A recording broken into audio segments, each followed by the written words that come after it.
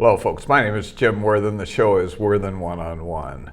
We're here on Channel 17 every week on Monday at 2 o'clock, Wednesday at 5 o'clock, and Friday at 7 o'clock. But that's, as we say in jazz, that's just the first verse. You can get us right now if you have access to Michael Nicholson's Facebook page. Then we're on the website, TVSB. You go to the demand section, run down, and you'll find Worthen One-on-One. Or you can go on YouTube. The reason I tell about these other platforms is that you may not be able to watch the whole show, or you may want to repeat it and didn't record it. And on the web, they're there all the time. On Facebook, they're there all the time. You can see them at any time. You can stop after I finish my wonderful talking and you want to hear more from my guests, then you can start up there. And you also, there are many people that don't have Cox. They should get it. I'm a true believer. Cox Cable, and they or don't live in this area. They live in northern Santa Barbara County or anywhere else in the world. They can get Worthen One-on-One by going to those three platforms. My guest today is the Giant Killer, and we'll explain as we go through why I picked that title. James Fenkner. James, where were you born? When was I born? Where? I was born in Seattle, Washington. Oh, the Emerald City. Yes, yeah, the original. See, I like that title, Giant Killer. I'm kind of wondering if I should get into the pest extermination business. For those that have rodents that are ruining their garden. Yeah, well, you're using an analogy. You can call the leftists that we're ruining our education rodents if you want to go that far. I wouldn't, as you know, like I wouldn't. I wish I thought of it. Anyway, so grew up in Seattle? Yeah, I grew up in Seattle. We moved down to California when I was 13. Moved to Sacramento. My father was the postmaster of a small town, and my mother was a teacher/homemaker. Oh, and so finished high school in Sacramento, went off to the military? No. No, I wish I did. I ended up going to grad school in the East Coast. I worked at Fidelity, a mutual fund company, for a while. And then when the Berlin Wall fell, I went to Eastern Europe. Yeah, you were active in Russia with one of our enemies on the right. And although I have to admit that when I saw what he was doing right after the Soviet Union collapse, I was right with him, yeah. And you were working with him at that time. You're talking about my good friend George Soros. George Soros, yes. Uncle George, as we called him. Yeah. Am I wrong in saying that first action in the Soviet Union and the Baltics was good? It was getting more capitalism and education to the people. Yeah, well, he was filling basically a void there. And so when the Soviet Union collapsed, their universities collapsed, all their society collapsed. And so he basically went in there, created this group called the Civic Education Project, which would bring professors from the U.S. into the former Soviet colleges, universities, and help bring in Western thought. And that was very important in the soft sciences. So, economics, philosophy, psychology, and these were really hollowed out by the Soviet system. Those became so politicized that they were of no value, and that should remind you of what's gone on here as well. When education becomes politicized, it gets hollowed out. Kids don't learn. There's no real value. It's just an indoctrination program. The Soviets did that with their soft sciences, and they kept their hard sciences, physics, mathematics, those type of things. Sort of like our universities today. Well, somewhat, but in our universities, I'd say that both the hard and the soft sciences are being infected Even engineering and Well, because you have to take, if you're going to Oh, graduate, right, yeah. you have to take those lower division courses. That's right, and you're So- not going to get much balance in them as well. Yeah, You're so gonna- even if you're going to be a doctor and everything, you've had 5 or 6 courses that were, as we say, wonky. That's right. Yeah. Okay. Yeah, and if you want to pass your course, What you've got did to you do do that. for him there? So I worked as an instructor. I taught economics in the Baltics, in Vilnius, Lithuania, in Riga, Latvia, and then afterwards, I was just with him for a year. I realized I was not made out to be an academic. I wanted to do things, and So you started a mutual fund in Russia. well, we not exactly, but some of the other professors and we started a stock brokerage, and we started first in the Czech Republic, and then by '95 I went to Moscow. And you fell in love. I did, yes. In Moscow or somewhere else? In Moscow, yes. I shouldn't say many times, but yes, beautiful. Well, people don't know exactly when this is being recorded, except before next week. And tonight's your anniversary with that wonderful Russian that is lady. true. Yes, that is true. So if people say that there's no good things in Russia, I will take issue with that. There's many good things there. And not only did you fall in love, you stayed there for 5 or 6 years? 15. 15 years? Yes, 15 and years. 2 of your children there? 3 of our 4 daughters were born there. Ah, Yeah. so dual citizenship? No. No, they're all U.S. They're U.S. citizens born abroad. Yeah. So I wanted to make sure that they were kind of steeped in American culture, and that's in fact why we ended up coming back. We came back to the States in 2009. We were very fortunate. We could look around and decide where to go. We did some analysis on the schools, and the data we had was from 2000. So we looked at the Santa Barbara Unified School District from data of 2000, and looked great. Looked great. Yeah, Looked like the we schools had were doing Hope. well. Hope School was great, and the 2 schools in Montecito, I mean, they all were synergistically great. Yeah, and we wanted to be in a small town where you get to know your neighbors, which is safe, and of course the weather here can't be beat, right? And so the schools were part of kind of what brought us here, and for many years we didn't think twice. Our kids went through the elementary programs, and it really wasn't until high school that we began to see what was going I on. want to stop you there because you came in to the middle of what had been happening in the Unified School District. By the time you realized that it had been going on for 5 or 6 years. Tell us about fair education. Yeah, so fair education, I started it with Sheridan Rosenberg. I misspoke. Tell us about Oh, you're talking about Just Communities, Just perhaps. Communities. Oh, Yes, boy. Just Communities. I love fair education so much it comes to mind.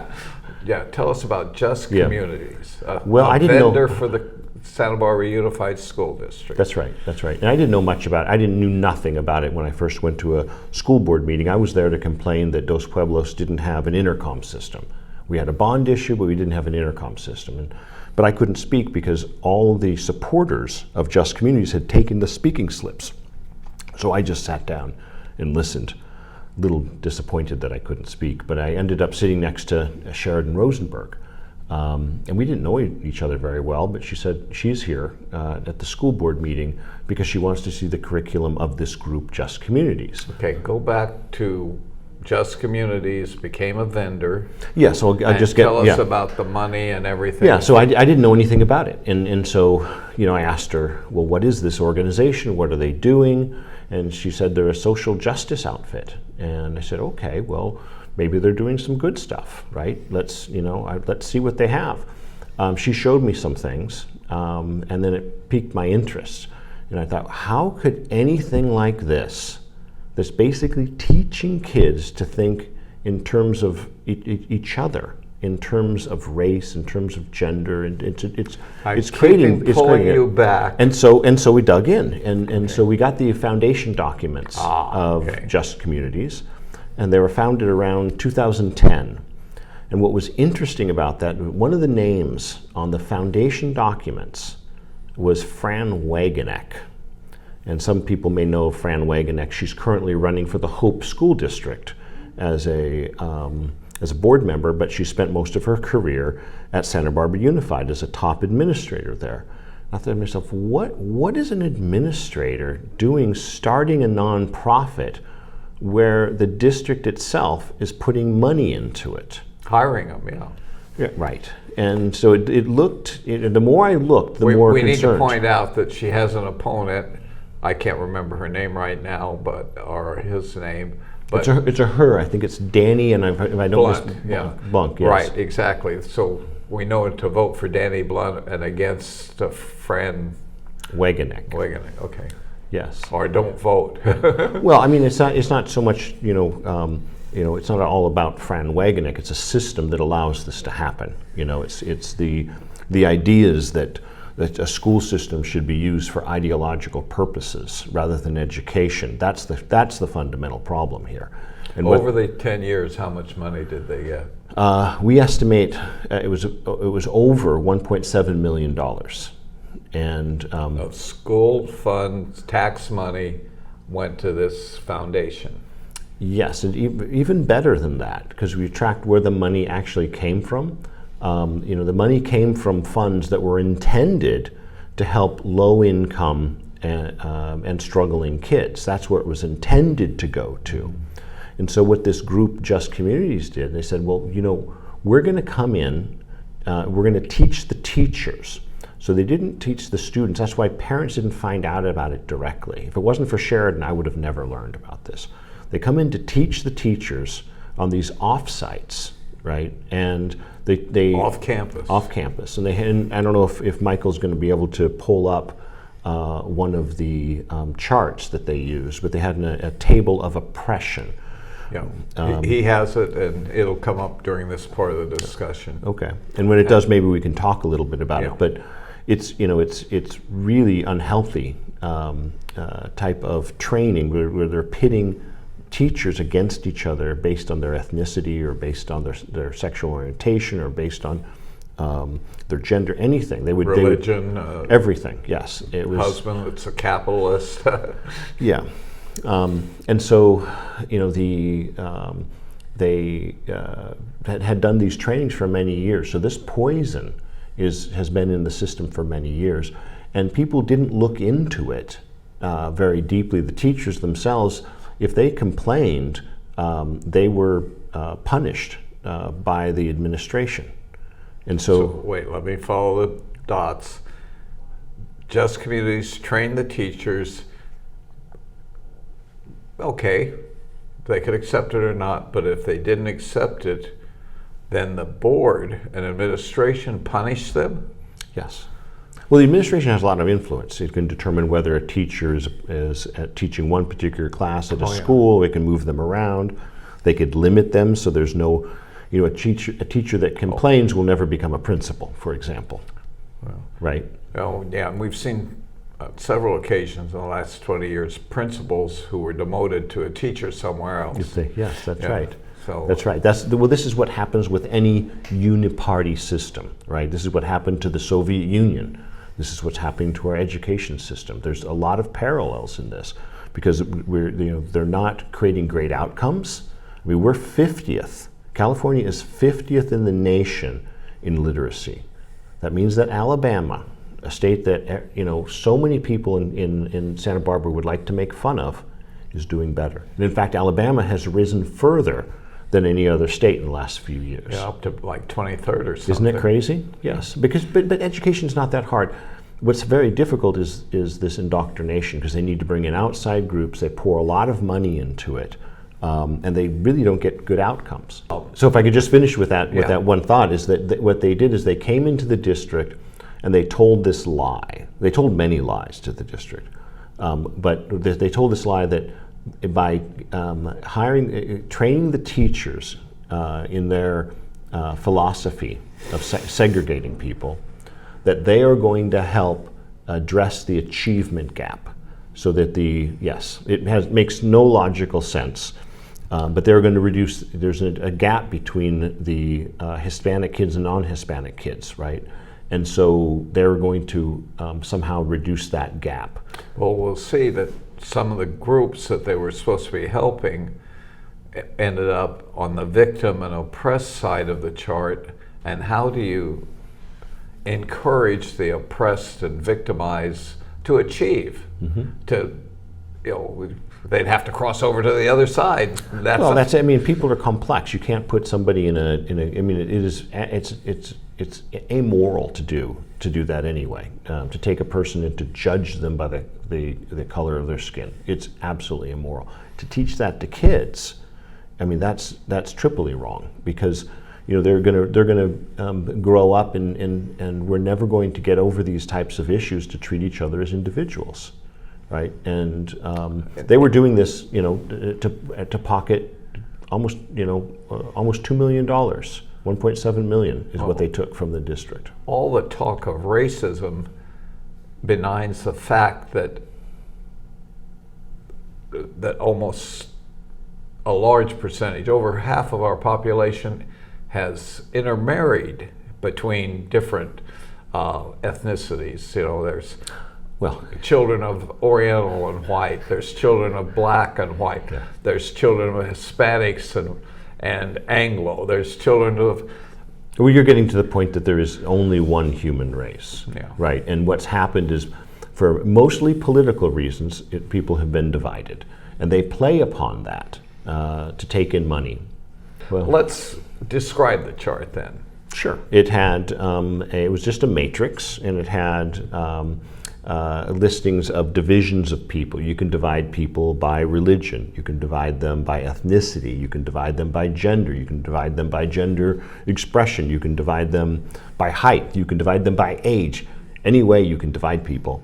And then they would have two other columns after those divisions and say who is a victim and who is a perpetrator, who is in the oppressor. The oppressor, yes, the oppressor is what the word they used. And it's all we needed to do really was to get that chart out into the public, because what Just Communities had done, they're very clever. This is not like the crazy 60s radicals.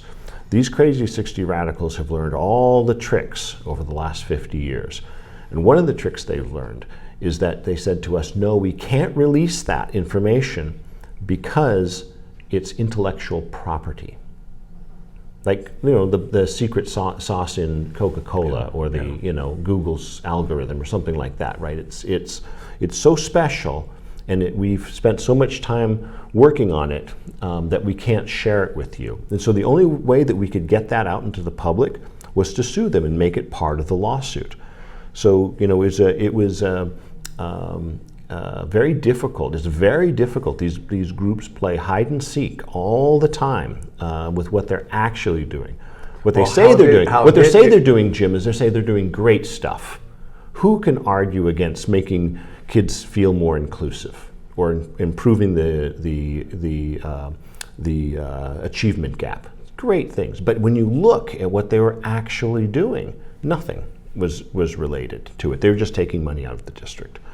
And so that was really the challenge, was to get the information out there. And this is a very reluctant town to bring such information to. By that time, you'd gathered other people around you. Greg Gangrew, Greg, who happens to be gay, and a gay marriage. I don't know where he would fit on the chart, except he's a right winger. Well, I told him if he joined up, we wouldn't oppress him. So, and many others helped you, and you raised the money. I'm losing my voice. People will love it. And you raised the money to hire an attorney. Mm-hmm. And I believe you had a lot of pro bono work by a very, very statewide important attorney. Mm-hmm. Tell us about the acquisition and why. Yeah, so Eric Early, who some people may have heard of, he ran for Attorney General. Barely missed the Republican nomination. Yeah, really great guy. He was a lot of fun to work with. He kind of led the effort. We had some other people that were volunteering their time that were very helpful, and put together this lawsuit. to show how these, what these trainings actually were. And we used basically their own words. We just had to take their words and put it out there.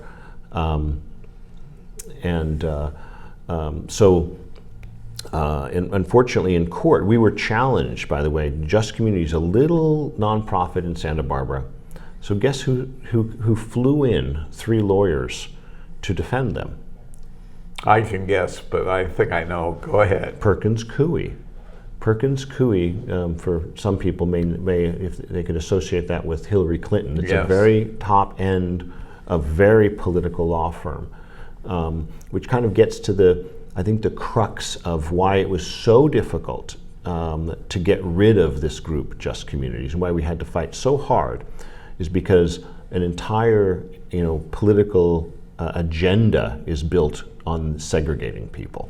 So you have a pro bono, basically, or a very low-paid attorney, and they fly in $1,000 an hour attorneys. Yes. Where'd they get the money? Well, there you go. There's a good question for you. I'm sure they could have been pro bono as well, but that was a kind of a shock. We thought in the beginning we're just dealing with kind of a rogue group that somehow hoodwinked the school board, and by the end of it, we realized what was going on. That this is a nationwide problem. Our lawsuit turns out to be the first one against critical race theory, which is what they were what they're training them in. I want to make an editorial comment. Please. In the last 3 weeks, on interviews of different candidates on the left, running for Senate, governor, when a reporter or an opponent brought up critical race theory, they would say, "Oh, that's a theory. It's never been used in this country." What's your answer to that? Well, that's what they say. That's what they said when we were complaining about Just Communities. They said, "Oh, you're making it up. It doesn't exist." And then we sued them. We put the information out there, and they said, "Oh, well, maybe it should be taught." They changed the story, and in any So they started defending themselves. They started defending it, yeah. And there's really critical race theory. Like I would say that for adults are welcome to delve into any theory they wish. Right. And within college, it makes sense to have these things. I mean, Marxism is taught in college, and this is actually just a derivation of Marxism. Right. It's Marxism was about capital and labor, the conflict. This is about at its core race and the conflict, and how for the purveyors of this, how to keep it alive so that they can continue to profit from it. And so,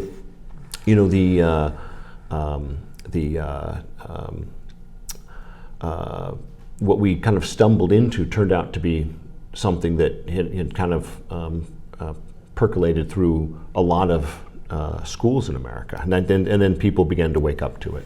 Yeah, I think it had an effect even back in the Virginia That's right. election, because it speaks more to the disintegration of our education system. If they're spending that much time and money on that, and that's the basis, then reading, writing, and arithmetic aren't the focus. Yeah, I think we should talk a little bit why they're related, because I think the schools first began to fail because outcomes didn't matter, right? Because they're not paid based on outcomes. In fact, This is besides critical race that's right. I theory. mean, It's the unions structurally, and the yes, structure. structurally, we have a structurally a terrible system. We have to, I think, come to terms with that. We're Americans. We should build a better system. We need a better mousetrap, right? Kind of along the theme of the giant killer, right? We do need a better mousetrap in terms of education, because the outcomes are so bad. They're so bad for the kids that we really need to reach. Because if we're going to have any type of society where anyone can do anything, we have to make sure they have the skills, right? And so I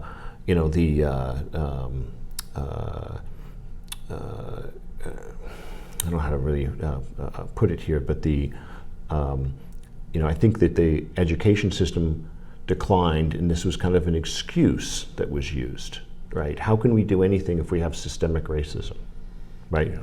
It's systemic racism causing this problem. Now there is racism, but I think creating organizations like Just Communities, which propel it, is not the answer. Yeah, in fact, tragically we're finding in the last 3 or 4 years that the racism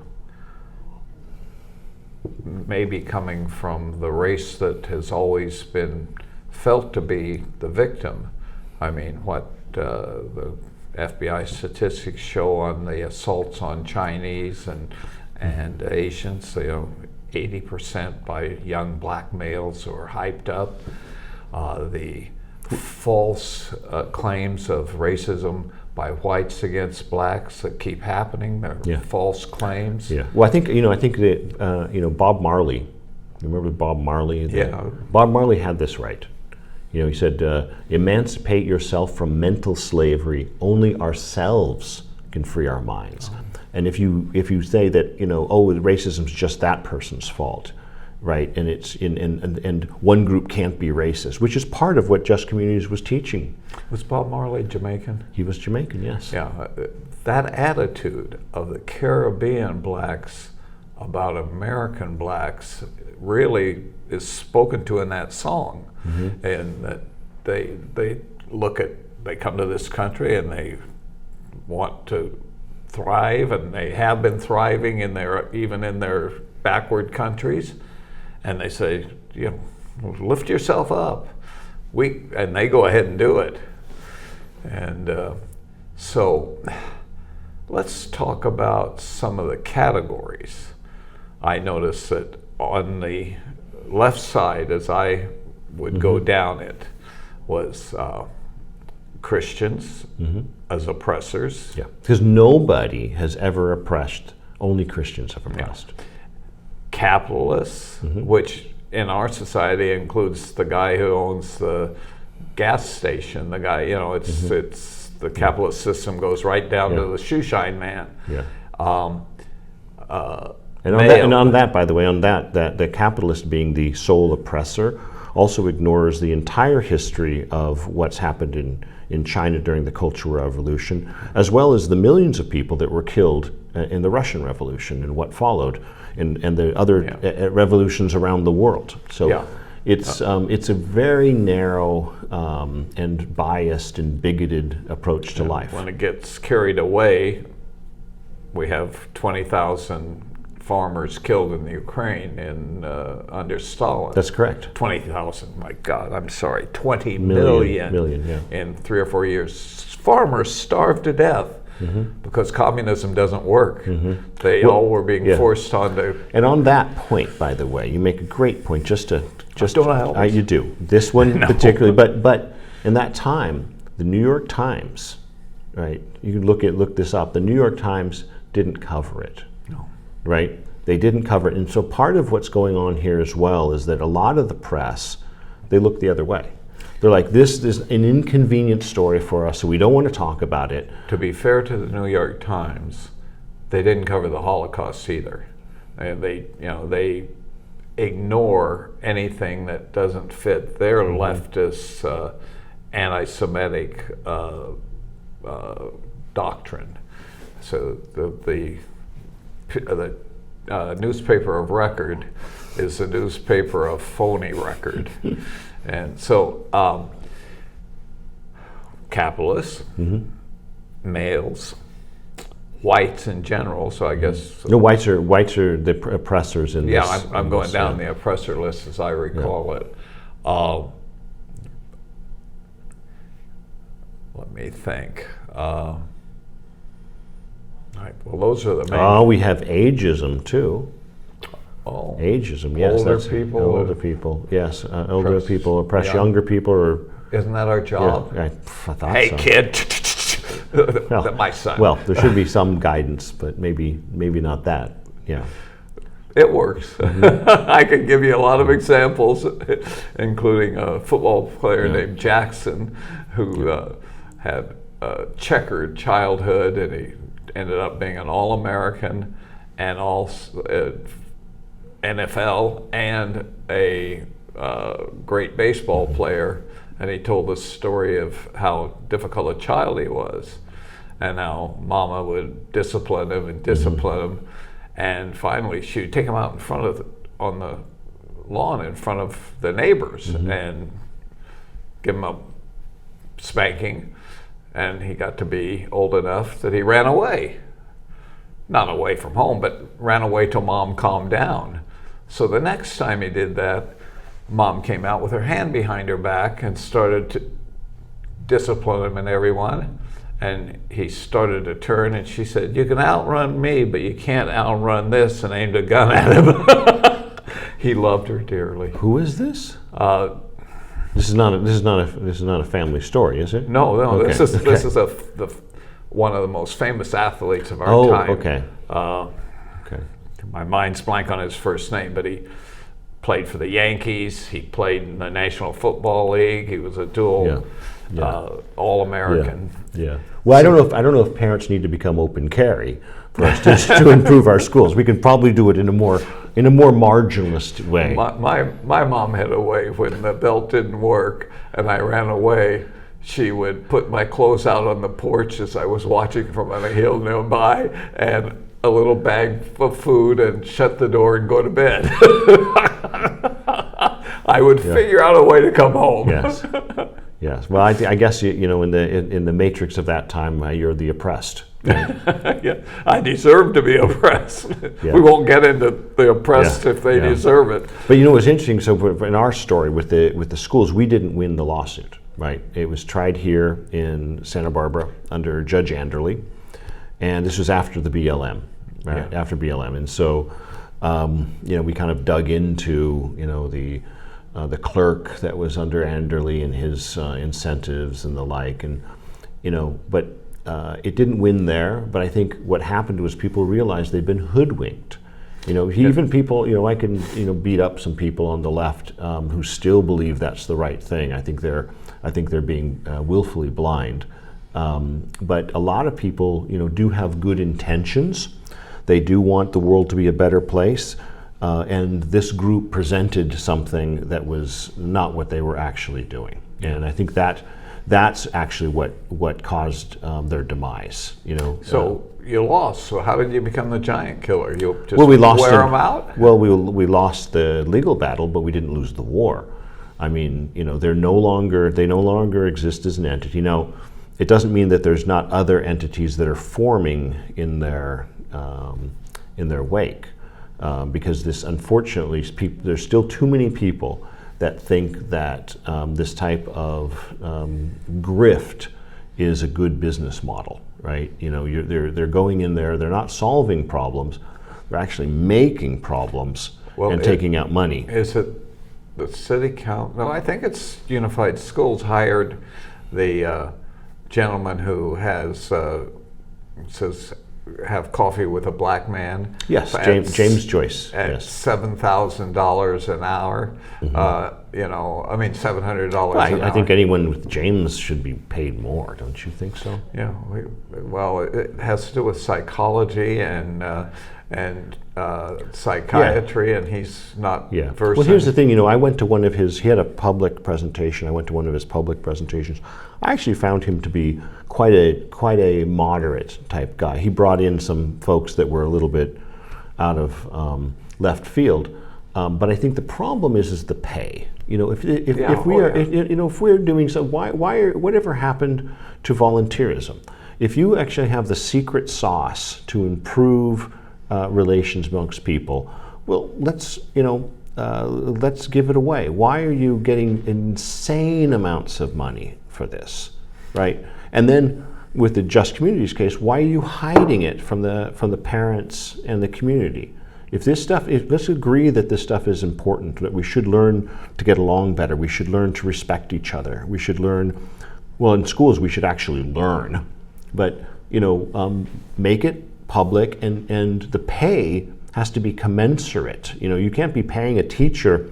A teacher comes in at $25 an hour for substitute, something like that, and then you're paying this other guy, $1,500 an hour. That's not right. So they're gone. There are other groups. A lot of people don't realize that the schools, particularly Santa Barbara Union School District, get tax money, and then they have a whole list of other groups that they give the money to that you and I might want it or might not want our money to go to. Well, that's the thing. That's why the board's so important, because the board makes that decision. But in general, I think you've touched upon something that most people in this town, even if they've been here a long time, don't really understand. And that is, there's a very unhealthy relationship between a lot of the nonprofits and the school district. And, they're there to take money out of the school district and not necessarily... To defend the school district, well, that's not a defense. City councils and cities are in the same unhealthy relationship. That's right. They're taking money from the taxpayer and deciding what nonprofits they'll give it to. Mm-hmm. Yeah. And I think it's, look, if someone as a private citizen wants to give money to a nonprofit, go ahead. But I think the threshold should be much higher than it is now for government organizations to be giving money to nonprofits. Because what we found as well, there's a lot of layers to this, but there's mandated reporters within schools.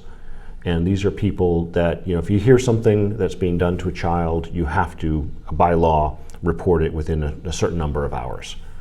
The nonprofits, which are also engaging with children, don't have those mandated reporter requirements.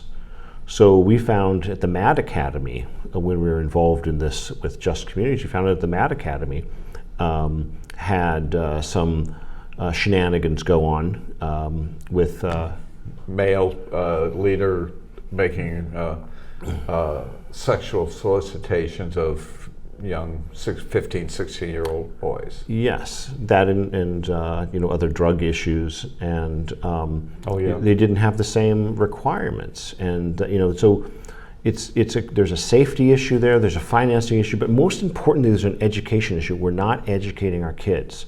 They're not getting world-class education. We cannot continue to be a world-class country. Well, to show the corruption of this school board, even though Mad Academy may have been separate from the schools, it happened on school campus, and it was reported to the administration and even to school board members. And there's a requirement within, I think it's 48 hours, report to the law enforcement. Yeah, it's quick, yeah. Yeah, and I was at a school board meeting where the parents of one of these boys, the wife just broke down in tears. And of course, the attorney for the school board made them shut up. Their time was up. And then he gave about a 5-minute tirade. I remember that meeting, yes. And I led the charge. You sit down. You sit down. Yeah. And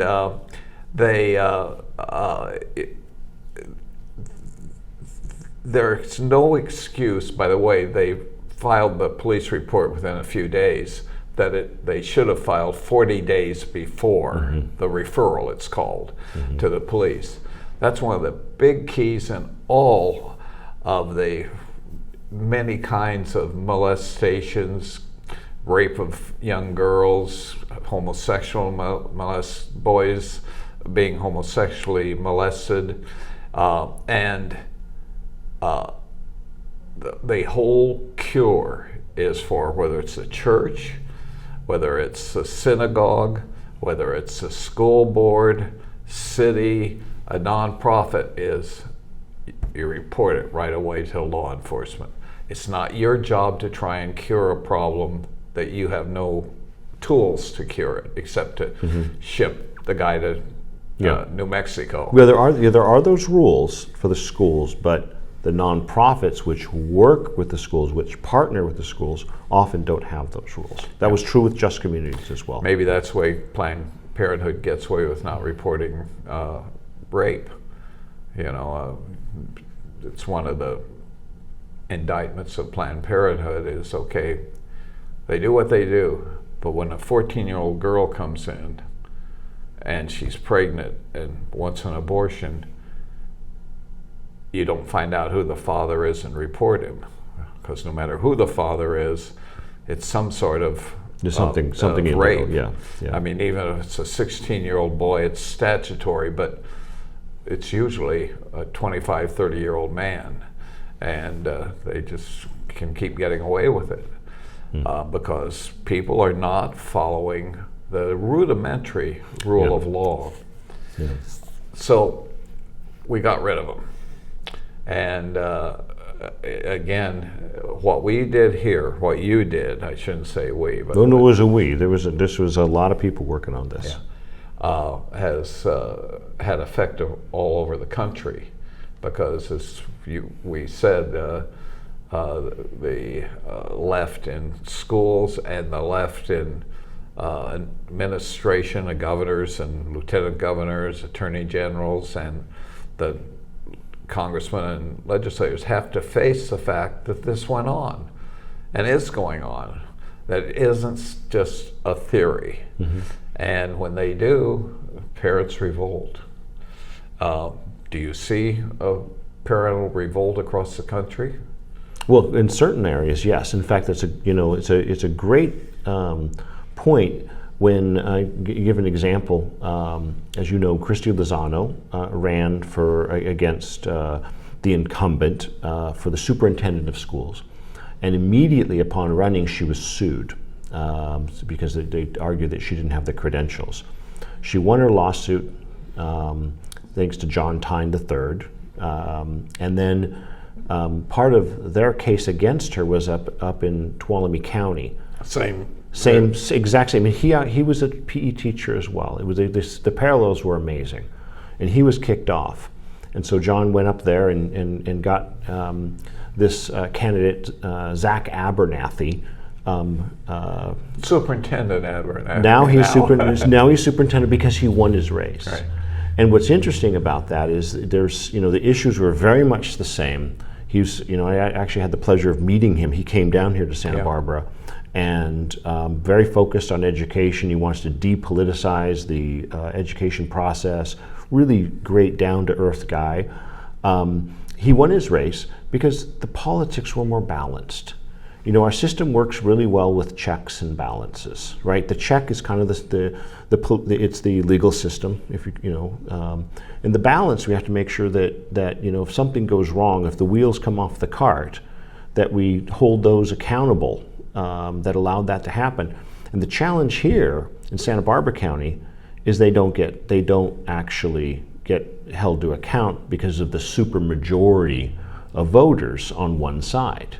Right, and it actually creates an unhealthy system. You need, if someone is running our schools into the ground, I don't care if they're on the left or on the right, they should be replaced. Yeah, I've been a Republican, and in some people's mind, a Republican leader for many years here. Ran a couple of Republican legislative campaigns, and I got to tell you, I'd never heard of Christy Lozano. She wasn't active in our political party or any political. I don't even think she's a registered Republican till I saw her on Fox News, and Mike Nicholson just fell in love with what she was doing and kept shoving it at me. You've got to talk to her. You got to listen to Mike. Mike knows.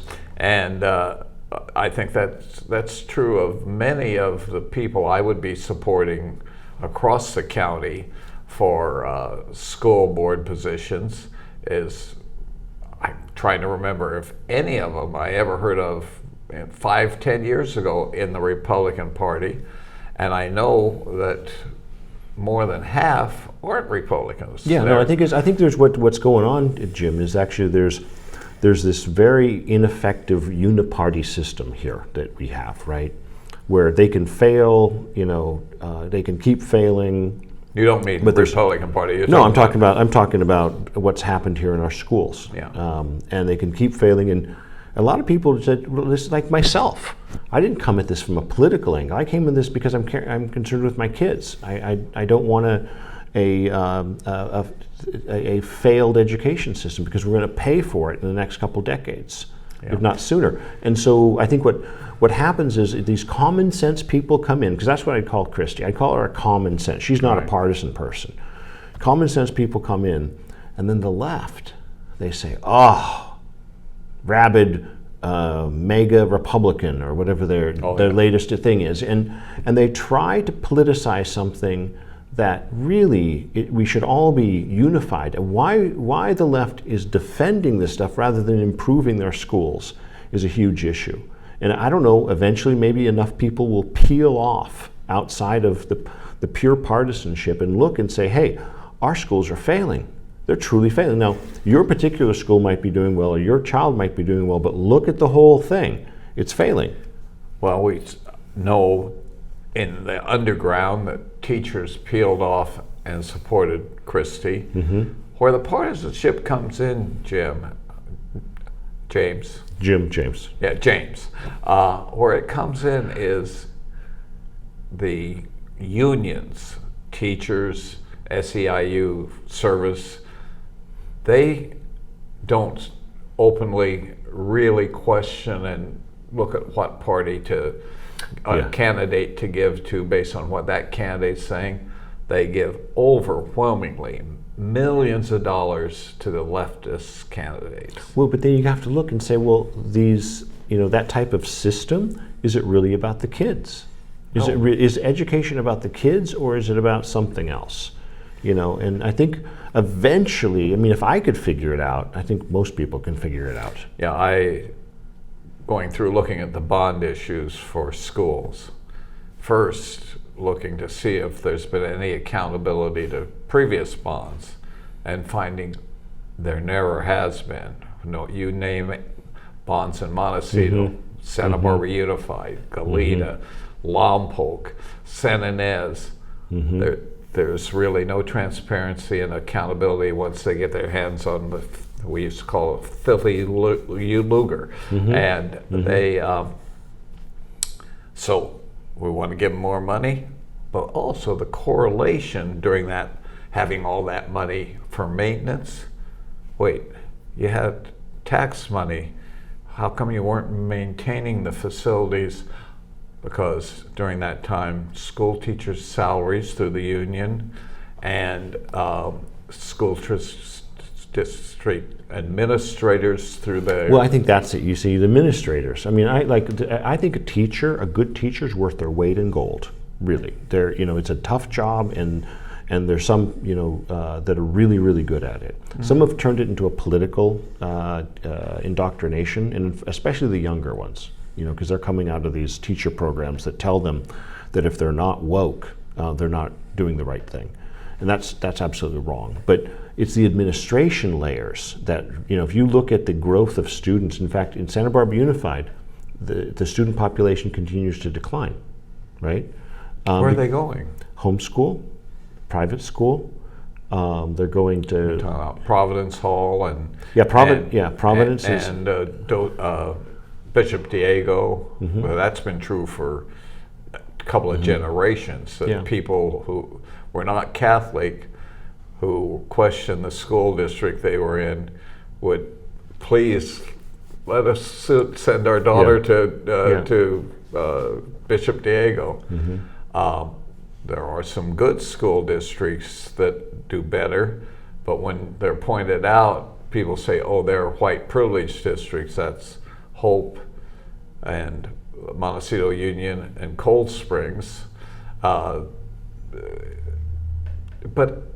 a minority student, if there's an opening, can transfer to one of those districts. Well, you have to live in the district, so that's why you have to. If you're Montecito Union, you have to live in their district. Same with Hope. Same with Peabody. Peabody is part of Santa Barbara Unified. But you have to, because it's a charter school, you have to live within their charter area. Isn't it our only charter school? Well, Adelante. Adelante is also a charter school. That's on the Franklin Elementary.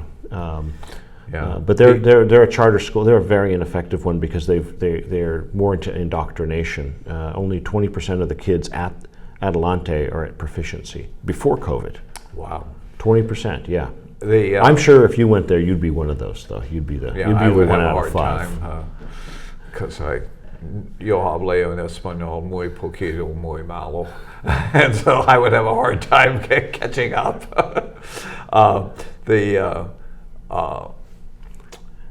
But Peabody has been a charter school for almost, I think, 30 years. Oh, more than that. I think more than that. Yeah. It can't be that long. I remember when it became one. Oh, so okay. 50 years? No. and yet, no one was ever able to follow its successful model. There's so many intelligent people in this town, and there's really good teachers, and there's really good models. That's not our problem. It's not like we're searching for the mysterious element, right? It's the system in which this all goes on. It's a hierarchical system. It's a Soviet-type system. The money is all controlled through a pipeline of the state. If you want to do something new, forget about it. If you can't get the school board to sign off on it, it's not going to happen. And so that's why I keep going back to the politicization of our school boards. The left has politicized this thing as a stepping stone. If you look at who's up higher in our political environment, they all started at the school board. Where's Monique Limon? Where'd she start? Yeah, that's right. Okay, they can use it that, but first and foremost, it must be about the education of the kids. We have people running now for school board that don't even have kids. Never had. The level in our schools are 40% behind grade level in all categories, not just minorities. There was one that broke out the purely Anglo white privilege, and they were 60 or 70% behind grade level in the public schools, not true in the private schools. I've followed and studied probably 20 people running for school board in this county. The amazing thing is 14 are Hispanic Latinos. That's great. And they are part of the Parents' Revolt. Yeah. They're not necessarily Republican. They're common sense. Yeah. They're common sense. Yeah. And there's a couple of Democrats, and I have to bite my tongue because there's never been a good... Oh, don't worry, they'll get there. Yeah. Just give them time, they'll get there, Jim. Well, I was taught that, like, Edmund G. Brown was our good Democrat, and look what he brought into our society. So I don't think I've ever voted for a Democrat. Yeah. Well, if I don't know if people really should. If they care about a system, our system works on checks and balances.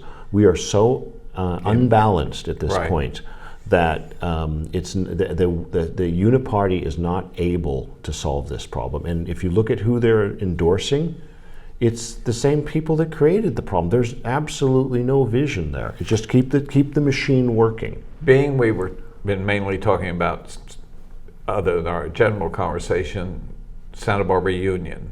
Unified. There's two candidates in contested races. There's I think only 2 of the 5 seats are up. That's correct, yes. Tell us about the one person in District 1, which is State Street through Milpa Street up the Riviera. Yeah. So I had met, I don't know her that well, I've met her a couple times, Effie Benalis. Yeah. She is amazing. She's a grandmother. She's worked in the district, I don't know, a number of years, 25 years, 30 years, okay. And she speaks 3 languages. She's originally from Mexico. She's someone that if you were looked at the Just Communities matrix, she would be one of the oppressed. She's one of the oppressed. She is not oppressed. She is a clear-thinking woman that wants to ensure that children are educated. The fact that she's worked in the system is really positive. I don't know that much of her opponent other than watching him on the Planning Commission, where I just hear nothing but word salad, and I know that he doesn't even have kids in the district. That's the example of a politician using the school board as a ladder, which if you're going to, it has to first help the kids. The Effie's also been in the system 30 years, but she's a classified not a certificated. Certificated Yes. folks are Yeah. the teachers who went to school. Classified can be anywhere from the gardener to the secretary, the people who make the schools run. And she's been in that system for 30 years. And part of it is helping the teachers, sometimes in the classroom teaching. So she's fantastic. Now, in a tougher district, we think the one is tough. You now get out where District 4 is, which is mainly Goleta, but also I think picks up Isla Vista. And the gal there, everybody thought, well, she's just been a vendor for different political companies. She runs a Phoebe Mansour. yeah, Yes. she runs a print shop in Goleta. Does great signs for everybody. And what do you think of her? Well, I saw the interview, the forum, and I was really impressed with her. You know, she's a small business person. She made the point that most kids, they don't go to college, you're going to be working in a small business. And, you know, we made to make sure that all kids are well educated. I think she's a common sense person, you know, and I think she'd be amazing. She'd be amazing on the board. One thing that she's got all 3 high schools, or they have, and one thing that she said was safety. Kids need to feel safe. Teachers need to feel. We need a resource officer in every school. Not just every high school, but every school. Yeah. And this board took the one resource officer at San Marcos High School out because some liberal. Well, this is a kind of the echoes of BLM. Is really what that is. It's, you know, some of the defund the police movement. Yeah, I like to say about BLM, it's the perception of what the BLM is and wants.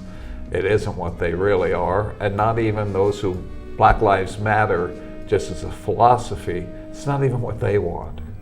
There's people in this country, few are here, that Black Lives Matter, and they think exactly like we do in education and capitalism. Yes, of course they matter. Yes, James, thank you. We're going to get another hour. I can't believe that he's playing the music. I've heard that forever. I've never had a guest not say, "That's gone. Yeah. We could do another hour." Some say 5 hours. Thank you. Yeah, that was a pleasure. Thanks so much. Happy Jim. anniversary. Hey, thank you. Thanks.